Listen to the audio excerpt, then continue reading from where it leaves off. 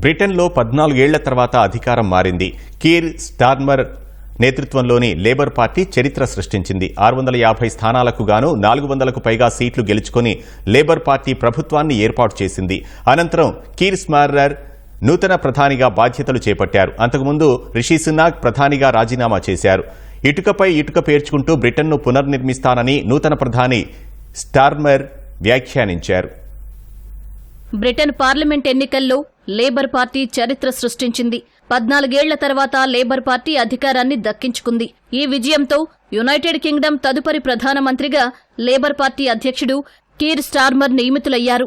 King Charles III ఆయన నియామకాన్ని ఆమోదించారు. ఫలితాల అనంతరం స్టార్మర్ బకింగ్హామ్ ప్యాలెస్లో రాజును మర్యాదపూర్వకంగా కలిశారు. కొత్త ప్రభుత్వం ఏర్పాటు చేయాలని ఆయన్ను కింగ్ చార్లెస్ III ఆహ్వానించారు.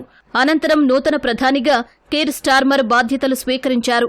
లేబర్ పార్టీ గెలిచిన కొద్ది గంటల్లోనే కీర్ ప్రధానిగా ప్రమాణ స్వీకారం చేశారు. రాజును కలిసిన తర్వాత దేశ ప్రజలను ఉద్దేశించిన స్టార్మర్ మాట్లాడారు. తనకు దేశమే మొదటి ప్రాధాన్యమని, తర్వాత పార్టీ అని స్పష్టం చేశారు. ఇటుకపై ఇటుక పేర్చుకుంటూ బ్రిటన్ను పునర్నిర్మిస్తానన్నారు. ప్రజాసేవ ఒక గౌరవమని బ్రిటన్ ప్రధాని స్టార్మర్ వ్యాఖ్యానించారు. That we need to move forward together and that your government should treat every single person in this country with respect. Country first, party second. And that is how we will govern. But have no doubt that the work of change begins immediately. Have no doubt that we will rebuild Britain.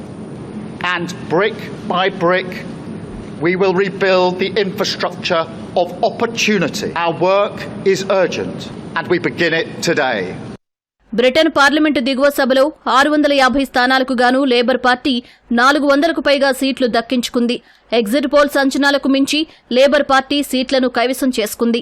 Majority mark 326 సీట్లు దాటి అత్యధిక స్థానాల్లో గెలుపొందింది. గత 14 ఏళ్లుగా అధికారంలో ఉన్న conservative party 120 సీట్ల దగ్గర ఆగిపోయింది.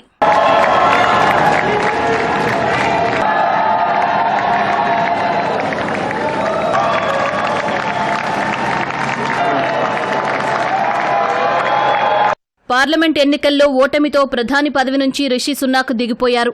బకింగ్హామ్ ప్యాలెస్లో కింగ్ చార్లెస్ IIIను కలిసి రిషి సునాక్ తన రాజీనామాను సమర్పించారు. అంతకుముందు అక్కడి మీడియాతో మాట్లాడిన సునాక్ బ్రిటిష్ ప్రజలకు క్షమాపణలు చెప్పారు. ఎన్నికల్లో తన పార్టీ ఓటమికి బాధ్యత వహిస్తున్నట్లు సునాక్ తెలిపారు. అలాగే కన్జర్వేటివ్ పార్టీ నాయకుడిగా తప్పుకోనున్నట్లు ప్రకటించారు. పార్టీ కొత్త నాయకుడిగా వేరొకరు బాధ్యతలు చేపట్టే వరకు ఆ పదవిలో కొనసాగుతానని సునాక్ స్పష్టం చేశారు. To the country, I would like to say first and foremost, I am sorry. I have given this job my all, but you have sent a clear signal that the government of the United Kingdom must change, and yours is the only judgment that matters. I have heard your anger, your disappointment, and I take responsibility for this loss.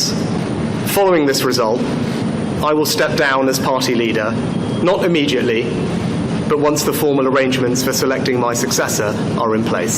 This is a difficult day.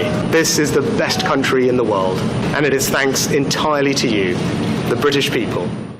Britain ఎన్నికల్లో భారత సంతతికి చెందిన 26 మంది గెలుపొందారు.